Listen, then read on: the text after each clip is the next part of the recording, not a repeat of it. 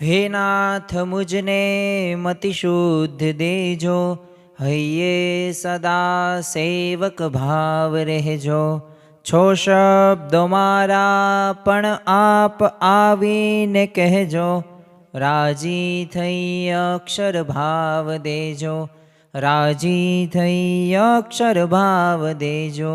શ્રી સ્વામિનારાયણ ભગવાનની જય, અક્ષર પુરુષોત્તમ મહારાજની જય, ગુણાતીતાનંદ સ્વામી મહારાજની જય, પ્રમુખ સ્વામી મહારાજની જય, પ્રગટ ગુરુ હરિ મહંત સ્વામી મહારાજની જય, સુરત અક્ષરધામ મહોત્સવની જય।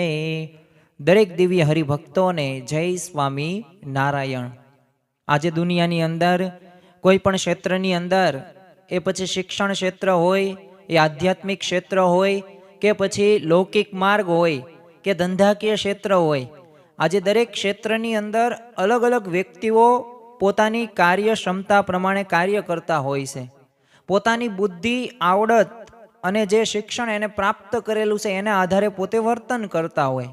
સામાન્ય રીતે કોઈક વિદ્યાર્થી હોય તો એ શિક્ષણની અંદર એ સારું જે ભણશે એનામાં સારા કંઈક લક્ષણો જોવા મળશે, એટલે કે એ નિયમિતપણે પોતાનું હોમવર્ક કરવું, વાંચન કરવું, ભણવામાં ધ્યાન રાખવું, તો આ એનું પોતાનું એક લક્ષણ છે જે આદર્શ વિદ્યાર્થીનું ગણી શકાય। આધ્યાત્મિક માર્ગની અંદર પણ જે શિષ્યો છે એ ગુરુની આજ્ઞાનું અક્ષરશ પાલન કરતા હશે તો એને એક આદર્શ શિષ્ય તરીકેની ઉપમા આપણે આપી શકાય। એમ આપણે પણ આધ્યાત્મિક માર્ગની અંદર આપણને જે મળેલા ભગવાન, આપણને જે પ્રગટ સત્પુરુષ જે મહંત સ્વામી મહારાજ છે એમની જે પ્રાપ્તિ થઈ છે, તો હવે આપણે વિવેક દાખવવાનો છે। હવે આપણે એક જે વિવેકી ભક્તનું જે લક્ષણો હોય, આ લક્ષણો આપણામાં આવવું પડે। તો આજે આપણે એ વિષય ઉપર વાત કરવાના છીએ કે ખરેખર આપણે વર્ષોથી સત્સંગ તો કરીએ છીએ અને આપણે નિયમિતપણે રવિ સભા હોય કે પરાસભા હોય કે કથા શ્રવણનો પણ લાભ માણી રહ્યા છીએ, પરંતુ આપણામાં શું વિવેકી ભક્તનું એ લક્ષણ છે જે શ્રીજી મહારાજે કહેલું છે? તો શ્રીજી મહારાજે ગઢડા પ્રથમના 6ઠ્ઠા વચનામૃતની અંદર અને ગઢડા પ્રથમના 16મા વચનામૃતની અંદર આ વિવેકી ભક્તનું લક્ષણ કરતા કહે છે કે સત્સંગમાં જે વિવેકી છે તે તો પોતાને વિશે અવગુણને દેખે છે ને બીજાને વિશે ગુણને દેખે છે। જો અહીંયા આપણને શ્રીજી મહારાજે સ્પષ્ટપણે એક વિવેકી ભક્તનું લક્ષણ જણાવતા એમને કહી દીધું કે સત્સંગની અંદર વિવેકી કોણ છે? તો જે સત્સંગી, જે મુમુક્ષુ, જે હરિભક્ત, જે ગુણભાવી, જે હરિભક્ત છે એ અવગુણ એ બીજાનો નથી દેખવાનો, એ પોતાની જાતનો અવગુણ દેખવાનો છે। જો આ વિવેકી ભક્તનું લક્ષણ છે, એટલે જ તે ગુણાતીતાનંદ સ્વામીએ પણ 4થા પ્રકરણની 136મી વાતમાં અંદર કીધેલું છે। હવે ગુણાતીતાનંદ સ્વામી તો શરૂઆતની અંદર જ તેમને એક જે આપણે સત્સંગની અંદર જે કહેવાતા છે, જે વાર્તા થાય છે એના અનુલક્ષીને જ વાત કરી કે આ ભગવાનના ભક્તના ગુણ કહેવા અને એમાંથી આ જીવ બ્રહ્મરૂપ થઈ જાય છે અને એમાં કાંઈ દાખલો કાંઈ પણ ન મળે એમ કરવાનું કહ્યું, પણ ફલાણો આવો ને ફલાણો આવો ને, હવે એમ ભગવાનના ભક્તના દોષ ન કહેવા તો એનું આપણે શું કામ છે? અને અહીંયા જો આપણને ગુણાતીતાનંદ સ્વામી સ્પષ્ટ એક સમજાવવા માગે છે કે આપણે સામાન્ય રીતે આપણામાં જ સુધારો કરવાનો છે, બીજાને સુધારવાનો આપણે પ્રયત્ન નથી કરવાનો। ઘણી વખત આપણે કેવું થાય છે કે મુખ્ય સત્સંગની અંદર તો આવીએ છીએ પણ આપણે બીજાનું તે ધ્યાન રાખવાની અંદર છે ને આપણું ભૂલાઈ જવાય છે। એક સરસ મજાની વાર્તા છે અને આ વાર્તા સાંભળવાથી આપણા જીવનની અંદર પણ એક સાચી દિશા આપે ને એમ આમ તો બાળકથી લઈને વૃદ્ધ સુધીને દરેકને એ વાર્તા ગમે જ તે। એમાં એક રાજા હતો, એક નગર હતું અને ત્યાંથી વાત શરૂ થાય ને આપણું જો મન તલ્લીન થઈ જાય, એકાગ્ર થઈ જાય। તો એક નાનકડું અમથું એક ગામ હતું। હવે આ ગામની અંદર એક શેઠ રહેતા હતા અને એક શેઠાણી રહેતા હતા અને 700-800ની વસ્તીવાળું આ ગામ। પરંતુ આ ગામની અંદર એક પ્રશ્ન કયો હતો કે કોઈ પણ પ્રકારનું ઘરની અંદર તમારે ઘર વખરી ખૂટે, કરિયાણું ખૂટે તો એ ગામની અંદર મળતું નહીં, કારણ કે એટલું બધું વિકસિત થયેલું આ ગામ નહીં। તમારે મોટા શહેરની અંદર જવાનું અને મોટા શહેરની અંદર ત્યાં કરિયાણાની દુકાન હોય ત્યાંથી તમારે કરિયાણું ખરીદીને લાવવાનું. વ્યવસ્થા આ ગામની અંદર જોવા મળતી હતી. હવે એક વખત શેઠાણીએ શેઠને એક હુકમ કર્યો કે આપણા ઘરે આ ઘી, ગોળ ને તેલ ને ખાંડ આ બધું ખૂટી ગયું છે, એટલે તમારે તો ગાડું છે એટલે ગાડું લઈને તમે જાઓ મોટા શહેરની અંદર અને આ બધી વસ્તુ લઈ આવો. એટલે શેઠ કે કાંઈ વાંધો નહીં, પરંતુ સ્વાભાવિકપણે ગાડું જોડે અને આજુબાજુ બધા ગામના લોકોને બધાને ખબર પડી ગઈ કે શેઠ તો મોટા શહેર જાય છે કરિયાણું લેવા માટે, તો આપણા ઘરે વસ્તુ તો ખૂટી જ ગઈ છે, તો ચાલો ને આપણે તે સાથે સાથે એમને વારે મગાઈ નાખીએ, એટલે આપણું આવી જાય અને એમનું એમને લાવી નાખે. એટલે બધા છે ને ચંદુભાઈ, મગનભાઈ, ઈશ્વરભાઈ અને નૈતિકભાઈ આવા બધા ગયા ત્યાં અને શેઠને કહેશે કે તમે ક્યાં શેઠ જાઓ છો? શેઠે કીધું કે હું તો મોટા શહેર જાઉં છું કરિયાણું લેવા માટે. તો આ બધા ગામના લોકો કે અમારું માટે તમે લાવશો?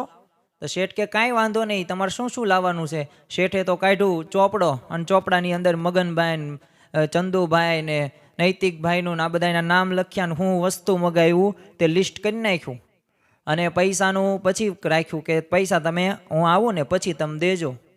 અને શેઠ જાય છે મોટા શહેર અને બપોરનો 11:30નો સમય ત્યાં પહોંચે છે. શેઠે પહેલાં વિચાર કર્યો કે હું છે ને આ બધું પહેલાં બધાએ જે ગામના લોકોએ મગાવ્યું છે ને એ શાંતિથી લઈ લો અને પછી સમય વધે ને એટલે નિરાતે હું મારી વસ્તુ લઈ લઈશ. એટલે આવી રીતે શેઠે ખરીદી શરૂ કરી અને 4-5 વાગી ગયા અને પછી શેઠને વિચાર આવ્યો કે હવે આપણે પાછું પ્રસ્થાન કરવું જોઈએ ગામ બાજુ, નકર પછી રાત્રે અંધારું થઈ જશે અને ચોર ને ડાકુ આવશે ને લૂંટી જશે. એટલે એમને તો ગામના પોતે જવા માટે તૈયાર થઈ ગયા અને શેઠ પહોંચે છે 7:30 વાગ્યે સાંજે. ગામના લોકોને જેને મગાવી વસ્તુ એને ખબર પડી કે શેઠ તો આવી ગયા, ચાલો આપણે વસ્તુ લઈ નાખવી ને હિસાબ જે હોય એ ચૂકતો કરીએ. અને ગામના લોકો શેઠ પાસે આવે છે. શેઠે તો હજી અંદર પ્રવેશ ન કર્યો એ પૂર્વે જ આ બધા આવી ગયા. એટલે એક એક વસ્તુ જે બધા ખાંડ, ગોળ ને ઘી આ બધું જે મગાવ્યું હતું એ વસ્તુ દઈ દીધું ને પૈસાનો હિસાબ જે હતો એ લઈ લીધો. અને શેઠે પછી પોતાના ઘરમાં આગળ પોતે પગલું ભરે છે અને જ્યાં અંદર ઘરે છે ને ત્યાં જ તે શેઠાણી તો રાહ જોતા જ હતા, કારણ કે પોતે વસ્તુ મગાવી હતી એ માટે શેઠ ગયા હતા. એટલે શેઠાણીએ કીધું શેઠને કે આપણી વસ્તુ લાવ્યા ક્યાં છે? તો શેઠે તો કે વિચારમાં પડી ગયા, એક લે એ તો હું ભૂલી ગયો. અહીંયા વાર્તા પૂરી થાય છે. આવું જ તે ઘણી વખત થાય છે. આપણે સત્સંગની અંદર આવીએ છીએ, વર્ષોથી આપણે સંત સમાગમ કરીએ છીએ, ગ્રંથોનું વાંચન કરીએ છીએ, પરંતુ જ્યારે આપણું જ્યારે જોવાનું થાય, આપણું કરવાનું થાય ત્યારે આપણે કરી શકતા નથી. શા માટે કરી નથી શકતા? થોડીક અંતરદ્રષ્ટિ કરીએ તો ખ્યાલ આવે. આપણે બીજાનું કરીએ છીએ. જો શેઠ શા માટે ગયા હતા? શહેરની અંદર ગયા હતા, પોતાના ઘરે વસ્તુ ખૂટીથી એ ખરીદવા માટે ગયા હતા. પણ કોનો વહીવટ કરીને આવ્યા? કોનું કર્યું એમને? ગામના લોકોનું પહેલાં કર્યું. તો એમ આપણને પણ આ મનુષ્ય દેહ પ્રાપ્ત થયો છે. આપણે આ જન્મે જ તે આત્યંતિક કલ્યાણ કરવાનું છે, મોક્ષ પ્રાપ્ત કરવાનો છે. અને જો આપણે બીજાનો વહીવટ કરવામાં રહેશું કે આને તો આરતી નથી આવડતી, આ તો પૂજાય નથી કરતો, આ તો લસણ ડુંગળી ખાય છે, અરે એ આપણે વહીવટ કરવાની શું જરૂર છે? આપણે આપણા નિયમ ધર્મ પાકા રાખો. આપણામાંથી કોઈક પ્રેરણા લે. જો વર્તન વાતો કરશે, આપણું એવું વર્તન અણિશુદ્ધ બનાવો કે જેથી આપણા જીવનની અંદર કોઈક પ્રેરણા લે. જો આ પ્રમુખ સ્વામી મહારાજ, મહંત સ્વામી મહારાજ એ બહુ વધારે કાંઈ બોલતા નથી અત્યારે મહંત સ્વામી મહારાજ, પણ છતાં પણ કેટલી બધી પ્રેરણાઓ આપણને એમાંથી પ્રાપ્ત થાય છે. શા માટે થાય છે? કારણ એક જ તે એમના જીવનની અંદર વર્તન એ બોલે છે, એ વર્તન વાતો કરે છે. એમ આપણે પણ એવું વર્તન કરવું જોઈએ કે જેથી બીજા શીખે. એટલે ખાસ આ મુદ્દો આપણા જીવનની અંદર આપણે આત્મસાત કરવાનો છે કે ખરેખર આપણે બીજાના અવગુણ જોવાના નથી, પોતાના અવગુણ જોવાના છે, પોતાના દોષો જોવાના છે, પોતાની ભૂલો જોવાની છે અને સુધારવાનો પ્રયત્ન કરવાનો છે. કારણ કે આપણે આપણા આત્માનું જોવાનું છે.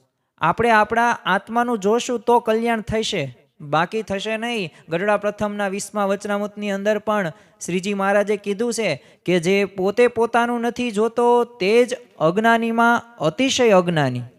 હજી શ્રીજી મહારાજ નવા ટેગ આપે છે. અજ્ઞાનીમાં અજ્ઞાની તો છે, પણ ઘેલામાં અતિશય ઘેલો, મૂર્ખમાં અતિશય મૂર્ખ અને નીચમાં અતિશય નીચ છે. એટલે પોતાનું તો જોવું જ તે કે પોતે શું કરી રહ્યા છે. બીજા કથા શ્રવણની અંદર ધ્યાન ન રાખતા હોય તો બીજાને જોવાની જરૂર નથી, આપણે કેટલું ધ્યાન રાખીએ છીએ. તો આ એક અંતરદ્રષ્ટિ કરીએ ને તો ખ્યાલ આવે. અને જો દરેક મોટા પુરુષોએ પોતાના તરફ આંગળી ચીંધી છે. એટલે જ તે તમે જો સંત કબીર દાસે પણ કીધું છે, બુરા દેખન મેં ચલા બુરા ન મિલા કોઈ, અંતર ખોજા આપ સે મુझसे બુરા ન કોઈ. એમ કબીરજી કહે છે કે હું તો હે ને ખરાબ વ્યક્તિઓને હું ગોતવા ગયો, કોઈ મળ્યું જ નહીં. પછી મેં મારે પોતાની જાત જોઈને ત્યારે મને ખબર પડી કે મારથી તો બુરા, મારથી ખરાબ કોઈ છે જ નહીં. તો એમ જો પોતાના જે અવગુણ પડેલા છે ને એ જ જોવા. પરંતુ પ્રશ્ન પાછો એમાંય આપણને થાય છે કે પોતાના અવગુણ જ્યાં પીઠ ઉપર લખેલા છે, એટલે કાંઈ આપણને કાંઈ દેખાતા નથી. કોઈક સામે વસ્તુ હોય ને તો આપણે કહી શકીએ કે જો આ વસ્તુ છે, આ છે. અને આવું ભગતજી મહારાજ ઘણી વખત કહેતા. એટલે છે ને તમે જીવનની અંદર અને સત્સંગની અંદર બધા ક્ષેત્રની અંદર આગળ વધવા માટે જો ભૂલો જોઈએ જોવાની. આજે તમે જો ગમે તે ખેલાડી હોય ને એ પોતાની ભૂલો સુધારે છે, પોતે પૂર્ણતા તરફ આવવાનો એક પ્રયાસ કરે છે. પ્રમુખ સાંઈ મારા શતાબ્દી મહોત્સવની અંદર પણ એ જે કાર્યક્રમ 1 મહિના સુધી જે મહોત્સવ થયો તો એ પરફેક્શન હતું, એ પૂર્ણતા હતી. શા માટે હતી? એમને ખબર હતી કે ભૂલો શું થયેલી હતી ભૂતકાળની અંદર, શું ભૂલો સુધારવાની છે. એવી જ રીતે આપણા જીવનની અંદર તે દરેક ક્ષેત્રની અંદર આગળ વધવા માટે જરૂરી છે કે આપણે આપણી ભૂલોને, જો એરર્સ આપણે જેટલી ભૂલો કરીશું ને એમાંથી શીખશું ને તો વધુમાં વધુ આપણે આગળ વધી શકીશું. જો ઊંટ હોય તો બીજાના અંગો વાંકા જોઈને દુઃખ થાય એને, પરંતુ પોતાના 18 અંગો વાંકા હોવા છતાંય કોઈ એને અફસોસ નથી. એવું આપણા જીવનની અંદર ઘણી વખત ઊંટ જેવું થાય છે. આમ ને આ આવો ને આ આવીને આ તેવો ને આમ કરે છે ને એવું કરે છે. પણ પોતાનું તો તમે જો, જ્યારે વ્યક્તિ પોતાનું જોશે ને ત્યારે ખરેખર આગળ વધશે. જો શ્રીજી મહારાજે મંદિર બાંધ્યું, પ્રથમ મંદિર અમદાવાદની અંદર. હવે મંદિરની પ્રતિષ્ઠા બાદ છે ને સંતોને ત્યાં રાખ્યા અને ભજન કીર્તન કરવાનો આદેશ કર્યો કે તમારે ભજન કીર્તન બધું કરવાનું છે.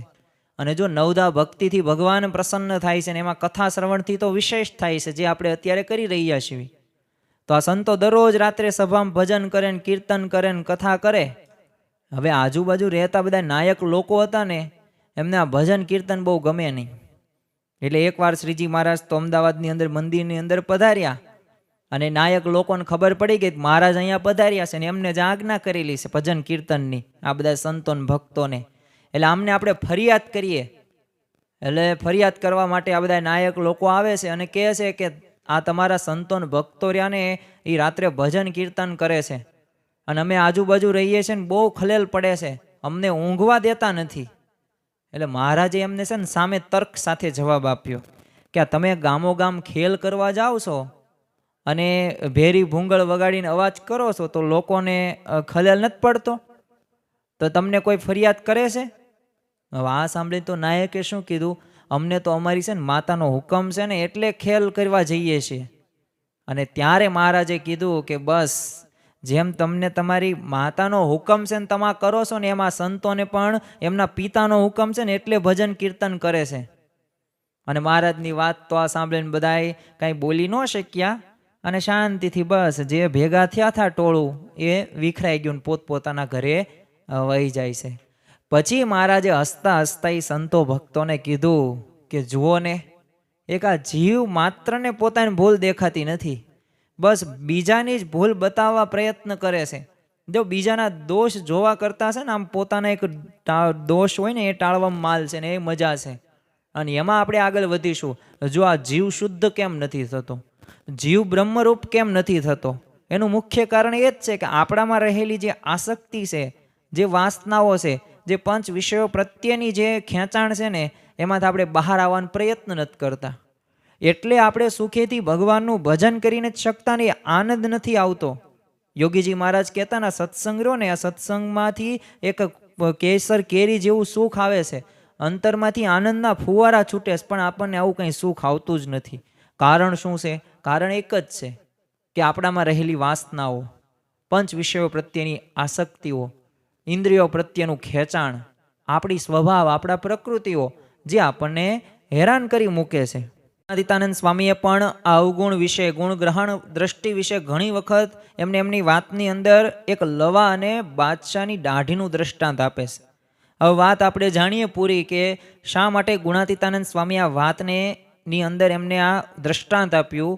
હવે એકવાર છે ને લવો અને બાદશાહ બંને એક બેઠા હતા. હવે બાદશાહે લવાને એક પ્રશ્ન પૂછ્યો, તને મારા વિશે આમ કેવું હેત છે, તને પ્રેમ કેવો છે? એટલે લવાએ શું કીધું, ખરેખરો પ્રેમ છે બાદશાહ, તમારા માટે હું જાન આમ કુરબાન કરી નાખું.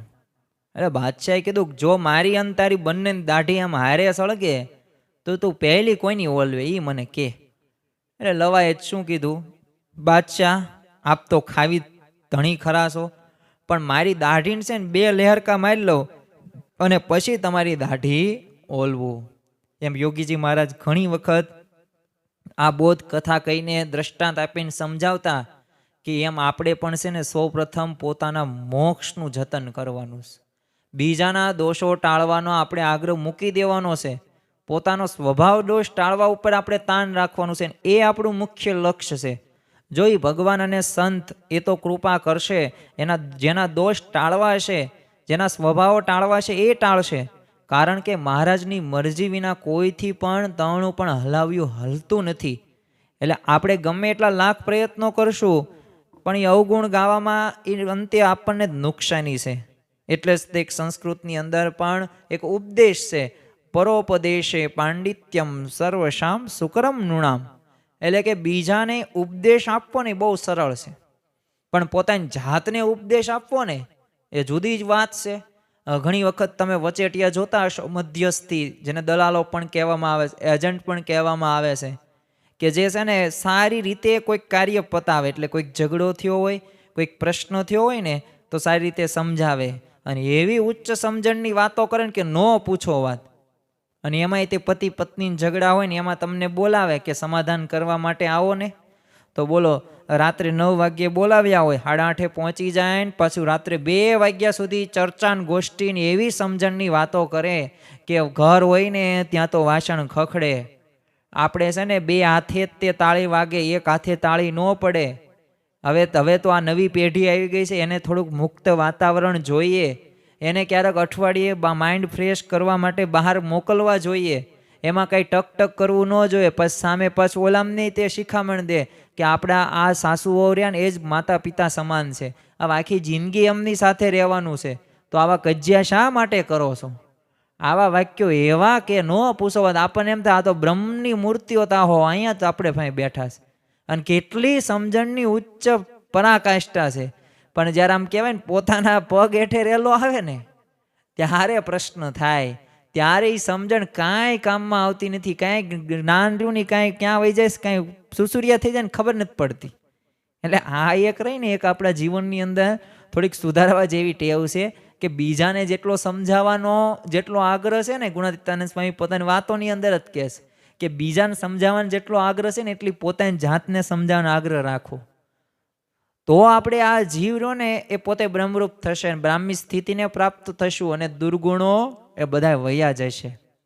યોગીજી મહારાજ તો ઘણી વખત કહેતા કે જમવા બેઠા હોય ને તો માણસ બીજાના ભાણેથી માખો ઉડાડે પોતાના, તો સ્વાભાવિક છે આપણે આપણા ભાણાની માખી ઉડાડાય ને એમ આપણે છે ને આપણા ભાણાની માખો ઉડાડવા માટે પ્રયત્નો કરવા, બીજાની ભાણાની માખો બહુ ઉડાડવા જવું ને, એ એનું પોતાનું કરશે.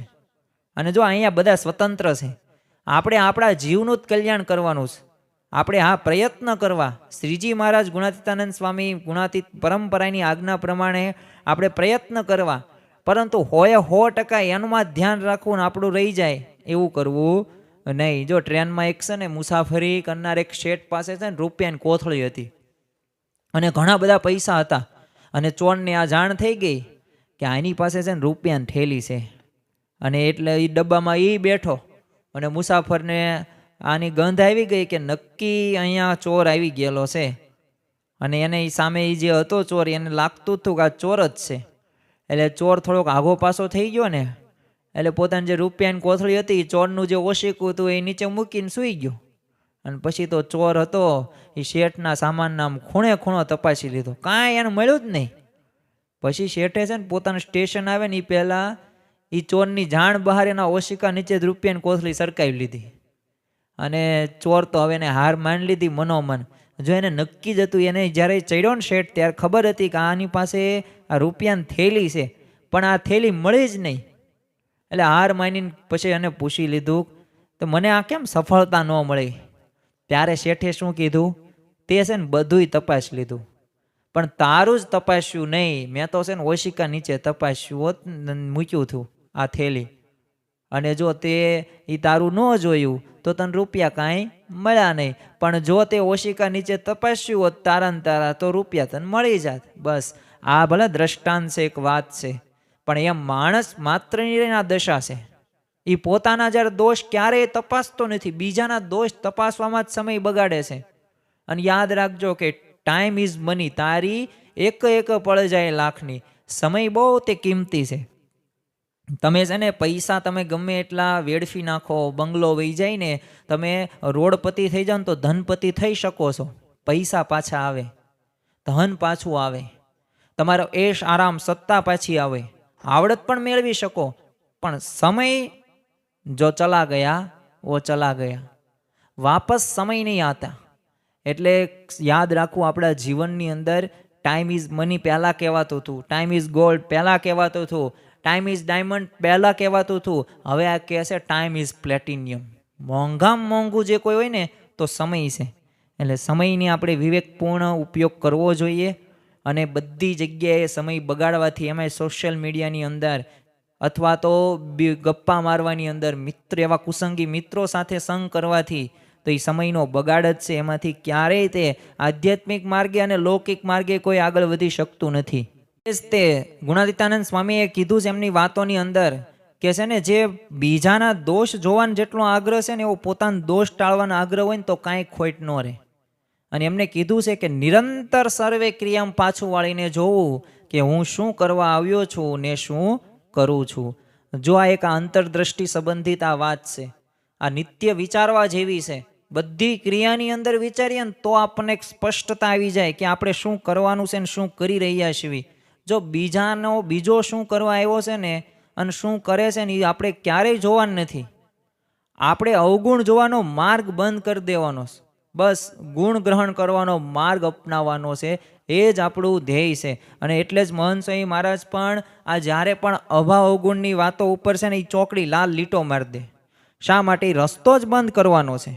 એમ આપણે ખરેખર આપણા જીવનની અંદર જો આપણે વિવેકી ભક્ત બનવું હશે તો આ લક્ષણ આપણે દ્રઢ કરવું જ પડશે. બીજું એક છે ને, આપણે આ ગુણગ્રાહક દ્રષ્ટિ સાથે એક મહિમા પણ રાખી શકીએ. કોઈ પણ કાર્યની અંદર મહિમા ભળી જાય ને તો સારું કાર્ય થઈ શકે છે. આજે એ જ વિદ્યાર્થીને ભણવાની અંદર મજા આવે છે કે જેને શિક્ષણનું મહત્વ ખબર છે. આજે એ જ ખેલાડીને એ આખો દિવસ તમે રમવાનું કહો ને તો એને મજા આવશે. શા માટે? એને ક્રિકેટનું મહત્વ છે, એને એ ગેમનું મહત્વ છે.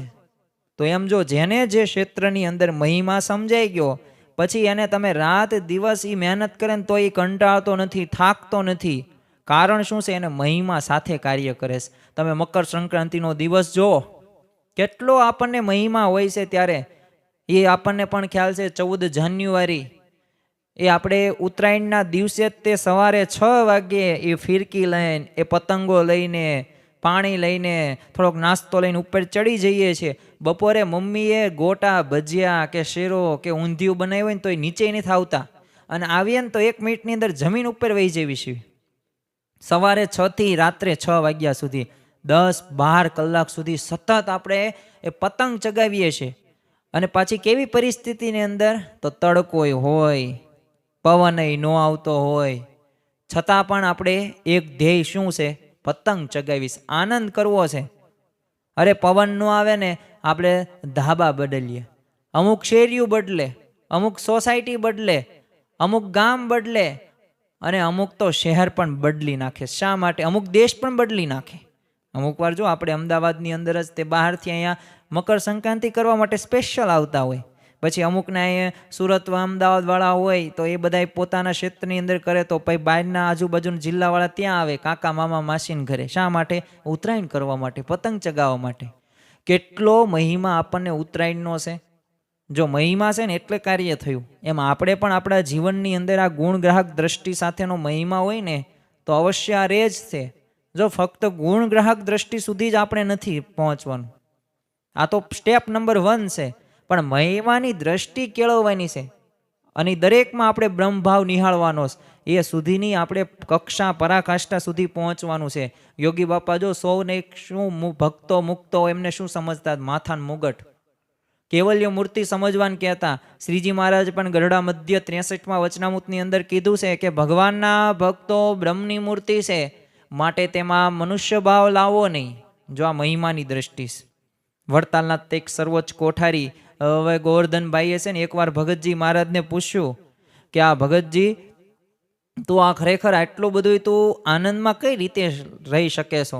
અને આપણે બંને સ્વામિનારાયણ નામનું જ તે ભજન કરીએ છીએ અને સેવા પણ આપણે એવી રીતના જ કરવી છે, પણ તો પણ તમારા અંતરમાં જેવો આનંદ છે ને એવો આનંદ મને કેમ નથી આવતો? એનું કારણ શું? જો આપણને આ પ્રશ્ન થવો પડે કે બીજા એટલા બધા સુખેથી ભગવાનનું ભજન કરે છે, નિયમિત આ રવિ સભાની અંદર આવે છે, નિયમિત સવાર અને સાંજની આરતીની અંદર હોય છે, કેવી કેફથી વાતો કરે છે, એ મુખ કેટલો આનંદ એમના જોવા મળે છે, તો એવો આપણને કેમ આનંદ નથી? આવો જ પ્રશ્ન આ ગોવર્ધનભાઈએ ભગતજી મહારાજને પૂછ્યો અને ત્યારે ભગતજી મહારાજે એટલું જ કહ્યું કે તમે આ બધા ભક્તોને બ્રહ્મની મૂર્તિ સમજો તો તમને પણ એવો આનંદ આવશે. હું તો આ બધાને બ્રહ્મની મૂર્તિ દેખું છું. જો આ ભગતજી મહારાજે આવી બ્રહ્મ દ્રષ્ટિ પ્રાપ્ત કરેલી હતી અને એમના આ પ્રસંગ દ્વારા આપણને આવી એક દિવ્ય દ્રષ્ટિ કહેવાનો એક સંદેશ આપે છે. અને એમના ઘણા બધા એમના જીવનની અંદર અપમાનો થયેલા છે, પણ છતાં પણ એમને આ જે દરેકને બ્રહ્મની મૂર્તિ સમજતા. યોગીજી મહારાજે મુંબઈમાં છે ને એક સંતને બીજા નામથી બોલાવ્યા, એટલે બધાએ કીધું કે બાપા એમનું નામ તો જુદું છે. અને ત્યારે યોગીજી મહારાજે કીધું, ગુરુ અમે તો સૌને બ્રહ્મરૂપ સમજીએ છીએ, પછી નામનો ભેદ ક્યાં રહ્યો? વિચાર કરો કેવી બ્રહ્મ દ્રષ્ટિ યોગીજી મહારાજ પાસે હતી. જો આ ગુણાતીત ગુરુ પરંપરાના જીવન ચરિત્રો વાંચીએ ને એક સહેજે સહેજે પ્રસંગો ઉપરથી આપણને આવી પ્રેરણા પ્રાપ્ત થાય છે. જંબુસરમાં તે ઈશ્વરભાઈ નારાયણભાઈને ત્યાં છે ને યોગી બાપા ઉતરેલા અને બીજા જ દિવસે સવારે ઉઠ્યા ને પછી સ્નાન વગેરે કરીને બાપા છે ને રૂમમાં પધાર્યા અને ધીરેન્દ્રભાઈ વીંછીએ કહે કે આજે છે ને ઊંઘ બહુ સારી આવી. એટલે ધીરેન્દ્રભાઈ આ સાંભળીને આશ્ચર્યિત કીધું, બાપા શું વાત કરો છો? આપના પલંગની ચાદરમાંથી તો માંકડ કેટલાય નીકળ્યા હતા. માંકડ હોય તો ઊંઘ કેવી રીતે આવે? કેટલા ડિસ્ટર્બ કરે અને આપણે જાગી જ જઈએ. અને 20-25 માંકડ વાટકીમાં ભેગા કરેલા બતાવ્યા ત્યારે કે રાત્રે કેટલાય કરડિયા હશે તમને તો પછી. ત્યારે યોગી બાપાએ શું કીધું, ગુરુ એમ નો બોલાય. તો ધીરેન્દ્રભાઈએ શું કીધું, પણ બાપા માંકડ તો કરડે જ તેને. અને ત્યારે યોગીજી મહારાજે કીધું, જો પાછું બોલ્યા, ગુરુ આ તો સત્સંગીના માંકડ કહેવાય, નો કરડે. અને કીધું તે પછી ફરી વખત ધીરેન્દ્રભાઈ, પણ બાપા માંકડ થોડા સત્સંગી હોય, એને થોડી ખબર હોય કે યોગી બાપા છે એને ના કરડાય.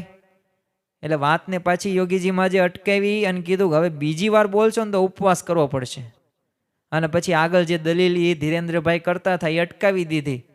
અને માંકડના પણ જો તમે વિચાર કરો એનો સ્વભાવ કે અવગુણની ચર્ચા નહીં કરવાની, મહિમા જ સમજવાનો. જો આ રહસ્ય યોગીજી મહારાજના પ્રસંગ ઉપરથી આપણને ખ્યાલ આવે કે જો સામાન્ય એવા એક જીવની હવે એ ક્યાં સત્સંગી કહેવાય ને તોય તે જો કેટલું ગુણ ગ્રાહક દ્રષ્ટિ યોગીજી મહારાજના જીવનની અંદર હશે, માંકડના અવગુણની પણ ચર્ચા નહીં. તો હવે વિચાર કરો તો કોઈ હરિભક્તના અવગુણની ચર્ચા તો કરવા દે કઈ રીતે આ સત્પુરુષને ગમે? તો એમ આપણા જીવનની અંદર આ યોગીજી મહારાજના, પ્રમુખ સ્વામી મહારાજના, મહંત સ્વામી મહારાજના પ્રસંગો ઉપરથી આપણે આ પ્રેરણા લેવાની. તુલસીદાસજીની સાખી યોગી બાપા ઘણી વખત બોલતા, અને ફક્ત બોલતા એટલું નહીં, આ સાખી પાસે આપણે એમના જીવનની અંદર ચરિતાર્થ થયેલી જોવા મળે છે. એમના જીવન ચરિત્રો વાંચીએ ને ત્યારે આપણને ખ્યાલ આવે. તેઓ કહેતા, તુલસી ઝાંકે મુખન સે ભૂલે નિકસે રામ, તાકે પગ કી પહેન્યા મેરે તન કી ચામ. અને આ યોગી બાપા રહે ને આ સાખીનું આમ કહેવાય ને મૂર્તિમાન સ્વરૂપ ગણી શકાય. અને આ મહિમાની દ્રષ્ટિ આપણામાં પણ દ્રઢ થાય એવી આપણને ઘણી વખત પ્રસંગો ચિત્ત આપણને એવી પ્રેરણાઓ પ્રાપ્ત થયેલી જ છે. પ્રમુખ સ્વામી મહારાજ પણ આ દ્રષ્ટિથી જ જો બધા નિહાળતા. અમેરિકામાં કાર્યકર્તાઓની છે ને એક મિટિંગમાં સ્વામી બાપાએ સૌને થોડી ટકોર કરી અને મીટિંગ પૂરી થઈને પછી એક કાર્યકરે કીધું, બાપા અમે તો અવગુણથી ભરેલા છીએ, આપને તકલીફ આપી, માફ કરજો. ત્યારે સ્વામી બાપાએ કીધું, ના ના, તમે બધા તો માથાના મુગટ છો. તમે વિચાર કરો કેવી સેવા ભક્તિ કરો છો અને યોગી બાપાને રાજી કરવા કેવો દાખલો કરો છો. હવે આપણી ભૂલ કે વાક બદલ ક્યારેય ટકોર પણ કરવી પડે, છતાં પણ જો સ્વામી બાપા સૌને કેવી દ્રષ્ટિ નિહાળતા, એ આ પ્રસંગ ઉપરથી આપણને ખ્યાલ આવ્યો. ઈસવીસન 1994 તે હવે એક સંતે છે ને એકવાર સ્વામી બાપાને કીધું કે આપ હરિભક્તોને પણ કાગળમાં પૂજ્ય લખી સંબોધન કરો છો. હવે સામાન્ય રીતે આ પૂજ્ય છે ને સંતો માટે સંબોધન થાય, એટલે સ્વામી બાપાએ કીધું બધા પૂજ્ય જ કહેવાય ને. એટલે સ્વામી બાપાએ, જો તમે વિચાર કરો, દરેકને પૂજ્ય ભાવ એક દિવ્ય ભાવથી નિહાળતા હતા અને એ આપણને એવી દ્રષ્ટિ એ નિરખવાની શીખ પણ આપતા હતા. એમ આપણે પણ નાના હોય કે મોટા હોય, દરેકની અંદર એક આ પૂજ્ય ભાવ દિવ્ય ભાવ રાખવાનો છે. તારીખ 9-10-2016 ભાવનગરની અંદર મહંત સ્વામી મહારાજ બિરાજમાન હતા અને મહંત સ્વામી મહારાજે હવે ભ્રમણ પૂર્વે છે ને બધા હરિભક્તોને દ્રષ્ટિ દ્વારા મળી લીધું. પછી બીજી જ ઠેકાણે એ જ હરિભક્તોને ફરી વંદન કરતા કીધું તો એક સંત છે ને સહેજે બોલ્યા, સ્વામી હરિભક્તો તો એના એ જ છે. તરત સ્વામીશ્રીએ થોડું અકળાઈને બોલ્યા, હરિભક્તો એના એ જ હોય તો શું? આમના તો 1000 વાર દર્શન કરીએ ને તોય ઓછું છે. જો આ મહિમા, ભગવાનના ભક્તનો મહિમા જો આપણે આવી રીતે સમજવાનું છે, એમ આપણે પણ આપણા સાથે જે હરિભક્તો હોય, ગુણભાવી હોય, આ દરેકનો આવો મહિમા સમજીએ ને તો કાંઈ પ્રશ્ન જ નથી. ઘણી વખત તો છે ને વ્યક્તિ પ્રશ્ન પોતે ઊભા કરે છે, હોતા કાંઈ નથી જ તે, પણ પોતાની બુદ્ધિથી, પોતાની ચાતુર્યતાથી અને પોતે કંઈક થોડીક 2-5 ચોપડી ભણી ગયો હોય અને તર્ક વિતર્કથી પ્રશ્નો ઊભા કરે છે. એટલે જો સંસારની અંદર આપણને સંબંધોમાં પણ મીઠાશ નથી આવતી, ઘરની અંદર પણ જે વ્યક્તિઓ સાથે રહીએ ત્યાં પણ ગમતું નથી આપણને, કોઈ ક્ષેત્રની અંદર કોઈ જગ્યાએ આપણને ગમતું નથી. કારણ એક જ તે કે આપણે આ ગુણગ્રાહક દ્રષ્ટિ નથી આપણા જીવનની અંદર. આપણે મહિમાની દ્રષ્ટિ એટલે જ તે જો મહંત સ્વામી મહારાજે કીધું છે કે આ ઘર સભા આપણે કરીએ, આ ઘરના બધા સભ્યોને મુક્ત માનીએ, એક દિવ્ય મહેલની રચના કરો, તો આપણે જો આ પ્રશ્નોમાંથી ઉગરી શકીએ છીએ. પણ સત્પુરુષના વચનમાં વિશ્વાસ હોય ને તો શક્ય. જો આપણે ભગવાનને માનીએ છીએ, ભગવાનને માનીએ છીએ, સત્પુરુષને માનીએ છીએ, પણ ભગવાનને જે ગમે છે, જે કહે છે ને એ પાછી માનતા નથી. આ એક મોટામાં મોટો પ્રશ્ન છે. એટલે આપણે સત્સંગી હોય અને જો આપણે ગુરુનું અને ભગવાનનું ઈષ્ટદેવનું માનતા ન હોય તો પછી ક્યારે સુખ આપણને પ્રાપ્ત થાય, ક્યારે પ્રશ્નોના સમાધાન થાય? નેવર એવર ક્યારેય તે આ પ્રશ્નોના સમાધાન નહીં થાય. એટલે સત્પુરુષની આજ્ઞામાં તો રહેવું જ પડશે. આપણને જે સત્સંગ દીક્ષાની અંદર કીધું છે એ પ્રમાણે આપણે આપણું જીવન બનાવવું જ પડશે, તો જ પ્રશ્નોનું સમાધાન શક્ય છે. તારીખ 12-2-2017 સારંગપુરની અંદર મહંત સ્વામી મહારાજ બિરાજમાન હતા. હવે યુવા તાલીમ કેન્દ્રમાં છે ને યુવકોએ એક લઘુ સંવાદ રજૂ કર્યો. એમાં એક યુવકે કીધું કે શું દિવ્ય દિવ્ય કરો છો? મેં ફલાણાને ટીવી જોતા જોયો અને પેલા એને ચા પીતા જોયો. ત્યારે મહંત સ્વામી મહારાજે કીધું બધા દિવ્ય જ છે, આ બધા દોષો ક્યાંય નીકળી જશે. તો વિચાર કરો કે આ દોષો સામે સત્પુરુષ દ્રષ્ટિ નથી રાખતા, અને આ દોષો સામે નહીં, સારું શું છે? સત્સંગી થયો. એટલે જ યોગીજી મહારાજ કહે છે ને, થાતા થાબડા જેવો હોય ને તોય મને એનો અવગુણ ન આવે. કેમ? મંદિરે તો આવે છે ને, બસ આ મહિમા સાથે આગળ વધવું. અરે અમુક પ્રસાદી ટાઈમે આવતા હોય ને તો એનો અવગુણ લેવાય, આપણે જરૂર નથી. આપણે કાંઈ પ્રસાદી નથી કરવી અને તાણ નહીં પડે. એ તો જે દાતા છે, જેને પ્રસાદી નામ નોંધાયું છે, પૈસા દીધા છે, એને જોવાનું છે. અને એ ભગવાનના તો તમે દ્વારે જાઓ, મંદિરમાં ક્યારેય તે પ્રસાદી બાબતે, ભોજન બાબતે કાંઈ તાણ ન હોય. એ તો બધું થઈ જાય, કારણ કે એનું આંકનાર ભગવાન છે. એ વ્યવસ્થાપકો એ કરશે, એ સંતો કરશે, કાર્યકર્તાઓ કરશે. એ આપણે બહુ ઉપાધિ કરવાની નથી થતી. મંદિરે આવ્યો, ભગવાનની આરતીમાં લાભ તો લીધો ને, ભલે પ્રસાદી ટાઈમે આવ્યા, પણ એ પૂર્વે તે આરતી હોય ત્યારે તો આવે છે ને. બસ મોટામાં મોટી વાત. અને પ્રસાદ ખાય છે તો આ પ્રસાદ તો કેવો છે? ભગવાન અને સંતનો છે અને ધરાવેલો પ્રસાદીનો છે. એ તો એક સમય એવો આવશે કે એવા ગુણો એનામાં આવશે, એવું એનું પરિવર્તન થશે કે એને પોતે આત્મદ્રષ્ટિ, અંતરદ્રષ્ટિ થશે અને પોતે આત્માથી જ એવા ઉદ્ગારો આવશે. એને એવું મન થશે કે નાના સમયસર આપણે મંદિરે જવું જોઈએ, સમયસર સભામાં બેસવું જોઈએ. થશે. ધીરજ રાખો. આપણે બીજાનું નથી કરવા આવ્યા, આપણે આપણું પોતાનું કરવાનું છે. જો આ ભાવ હશે ને તો ખરેખર આગળ નીકળી જશું. આપણે હજુ આવી દ્રષ્ટિથી હરિભક્તોને સંબંધવાળાને જોશું ને તો કંઈ સામેવાળો કંઈ બદલાય નહીં જાય. તમે એવી રીતના જોવાના છો તો એનો સ્વભાવ તો બદલાય કે ન બદલાય, પરંતુ આ રીતે નિહાળતા આપણી દ્રષ્ટિ તો જરૂર બદલાઈ જશે અને આપણું પરિવર્તન જરૂર થવાની જ છે આ ગુણગ્રાહક દ્રષ્ટિથી. માટે આપણે એ ગુણ ગ્રહણને માર્ગે આગે કૂચ કરવાની છે અને અવગુણને પાછું માર્ગે પીછેહટ કરવાની છે. અને અધ્યાત્મ યાત્રાની ટોચ ઉપર પહોંચવા માટે આપણે પૂર્ણ પ્રયત્ન કરવાનો છે. અને આ પૂર્ણ પ્રયત્ન એ ત્યારે જ થશે કે મહિમા સાથે એક વિવેકી ભક્તના લક્ષણ જે શ્રીજી મહારાજે કીધું છે કે જે સત્સંગની અંદર જે વિવેકી છે ને એ પોતાના વિશે અવગુણને દેખે છે અને બીજાને વિશે ગુણને દેખે છે. તો આવી રીતે આપણે આપણું જીવન વ્યતીત કરવાનું છે, પસાર કરવાનું છે અને ખરેખર આ સત્સંગનું જે સુખ છે, જે સત્પુરુષ સાથેનું જોડાણ વધુમાં વધુ કઈ રીતે બને એ સાથે આપણે આગળ વધવાનું છે. તો આજના દિવસે મહારાજ સ્વામીના ચરણોમાં પ્રાર્થના કરીએ કે આ વિવેકી ભક્તનું લક્ષણ અમે આત્મસાત કરી શકીએ, ચરિતાર્થ કરી શકીએ અને અમારા વર્તનની અંદર આવે, જેથી અમને સુખ ને સુખ થાય. શ્રી સ્વામિનારાયણ ભગવાનની જય.